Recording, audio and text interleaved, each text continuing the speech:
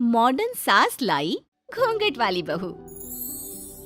दिवाकर ममता और शेखर का इकलौता बेटा था।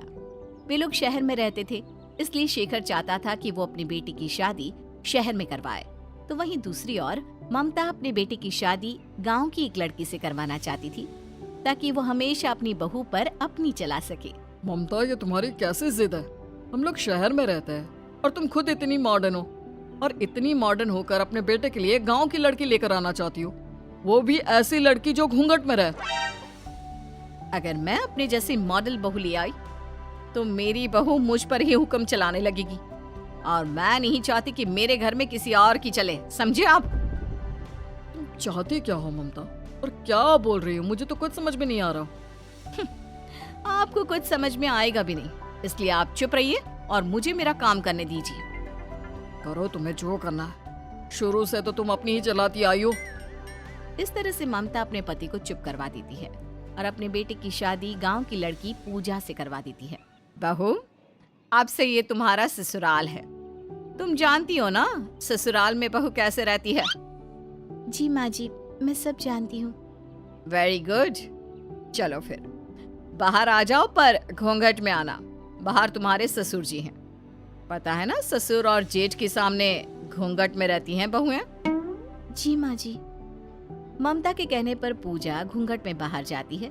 अपनी बहू का घूंघट देखकर शेखर ममता से कहता है, ममता, ये सब क्या है? बहू ने घूंघट क्यों किया हुआ है? बहू, इस घूंघट को हटा दो। ये आप कैसी बात कर रहे हैं? ये हमारी बहू के संस्कार है, और भूलिए मत, बहू हमेशा ससुर और जेठ के सामने घूंघट में ही रहती है। बहू, तुम अपना घूंघट हटा दो, कोई जरूरत नहीं है घूंघट में रहने की। मैं तुम्हारे पिताजी समान हूँ। पर पिताजी, मैं घूंघट नहीं हटा सकती। माँ जी बिल्कुल सही कह रही हैं। ये मेरे संस्कार नहीं है कि मैं अपने ससुर जी के सामने बिना घूंघट के घूमूं। ममता, तुमने बहू को बहुत अच्छी पट्टी पढ़ाई है, पर मेरी भी एक बात याद रखना, बहू ज्यादा दिन तक घूंघट में नहीं रहेगी, और एक दिन ऐसा आएगा जब तुम अपनी मनमानी नहीं कर पाओगी। मेरी खुशी तो आपसे देखी ही नहीं जाती। बहू, जाओ किचन में जाकर हमारे लिए चाय बना दो। शाम हो चुकी है और चाय बनाने के बाद डिनर की तैयारी कर लेना। पूजा अपनी सास की कही हर बात को पत्थर की लकीर समझकर उन्हें करने लगती है। तो वहीं दूसरी ओर शेखर चाहकर भी कुछ नहीं कर पाता। ममता, तुम जो बहू के साथ कर रही हो वो बिल्कुल भी सही नहीं है। तुमने सोचा है अगर कभी सोसाइटी वाले हमारी बहू को घूंघट में देखेंगे तो तुम्हारे बारे में क्या सोचेंगे? क्या सोचेंगे? यही सोचेंगे ना कि देखो ममता कितनी संस्कारी बहू लाई है, जो हर समय घूंघट में रहती है। इस तरह से ममता शेखर को चुप करा देती है। अब ऐसे ही कुछ समय बीत जाता है और ममता अपनी मनमानी करती रहती है। बहू, तुम तो उस दिन बड़ा कह रही थी कि तुम्हें सब पता है, सब आता है। क्या तुम्हारे मायके वालों ने तुम्हें इतना भी नहीं सिखाया कि रात में सोने से पहले सास के पैर दबाने चाहिए? समझाया था माँ जी, गलती हो गई। गलती हो गई तो अब अपनी गलती को सुधार लो। मेरे पैरों में बहुत दर्द हो रहा है, आकर मेरे पैर दबा दो। इस तरह से ममता अपनी बहू को कठपुतली की तरह नचाने लगती है। अब पूजा भी अपनी सास की चालाकियों को समझने लगी थी। ऐसे ही कुछ दिन बीत जाते हैं और एक दिन जब ममता बाहर गई होती है तो शेखर अपनी बहू से कहता है, पूजा बहू, तुम अपनी सास के इशारों पर चलकर उसके घमंड को 7वें आसमान पर चढ़ा रही हो।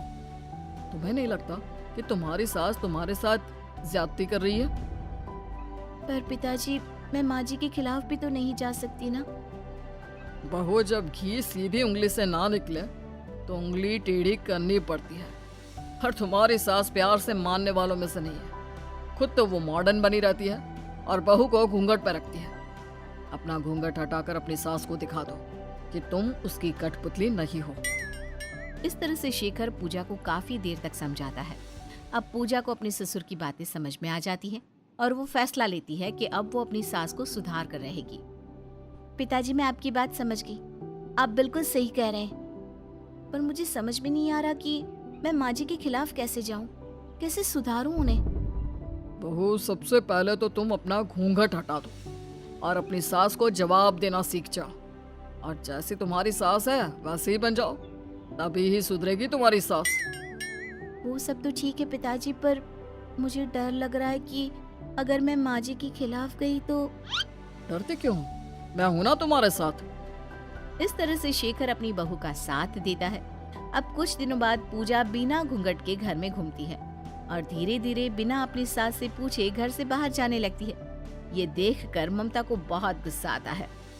बहू रानी, अभी तुम्हारी शादी को 6 महीने भी नहीं हुए और तुमने अपने असली रंग दिखाने शुरू कर दिए। बहुत पंख निकल गए हैं तुम्हारे। सही कहा माँ जी। वो कहते हैं ना, जैसा देश वैसा भेष। देखिए ना, यहाँ कोई घूंघट में नहीं रहता। अब मैं दूसरों को क्या कहूँ जब मेरी खुद की सास इतनी मॉडर्न है। जब सास इतनी मॉडर्न है तो बहू देहाती कैसे रह सकती है। इतना बोलकर पूजा हंसती हुई वहाँ से चली जाती है। ममता अपनी बहू को इस रूप में देखकर बड़ी हैरान होती है। अब समय यूं ही बीतता है और ऐसे ही एक दिन। बहू, घूंघट ना करने से, बाहर घूमने से कोई मॉडर्न नहीं बन जाता। और वैसे भी बहू चाहे कितनी ही मॉडर्न क्यों ना हो जाए, उससे अपनी सास की सेवा करनी ही पड़ती है। माँ जी, बहू सास की सेवा तब करती है जब सास को सेवा की जरूरत होती है। पर आप तो मुझसे भी ज्यादा जवान दिखती हो, भला आपको कैसे सेवा की जरूरत। पूजा का बदलता रूप देखकर ममता हैरान हो जाती है। उसे समझ में नहीं आता कि अब वो क्या करे कि फिर से पूजा को अपने बस में कर सके। समय यूं ही बीतता जाता है और ममता का जोर पूजा पर से हट जाता है।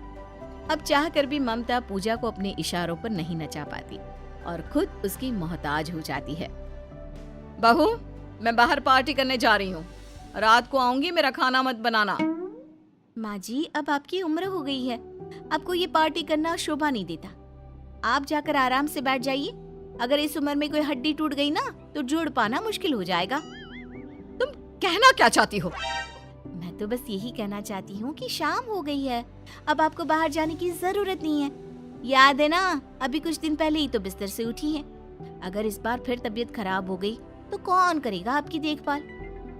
अपनी बहू की बात सुनकर ममता गुस्से में कमरे में चली जाती है और रोती हुई शेखर से कहती है, सही कहा था शेखर जी आपने, इस लड़की से तो अच्छी मैं शहर की बहू लाती। घूंघट वाली बहू आज मुझे ही भारी पड़ गई।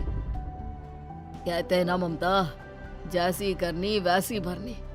तुमने भी बहू को बहुत नचाया, अब तुम्हारी बारी है। मेरे साथ ऐसा होगा मैंने कभी नहीं सोचा था। क्योंकि अब पूजा अपनी सास को अपने इशारों पर नचाती है, जिस वजह से ममता को अपने किए का अफसोस होता है और उसे वो सब याद आता है जो कभी उसने पूजा के साथ किया था। और इस तरह से पूजा अपने ससुर के साथ मिलकर अपनी सास को सीधा कर देती है।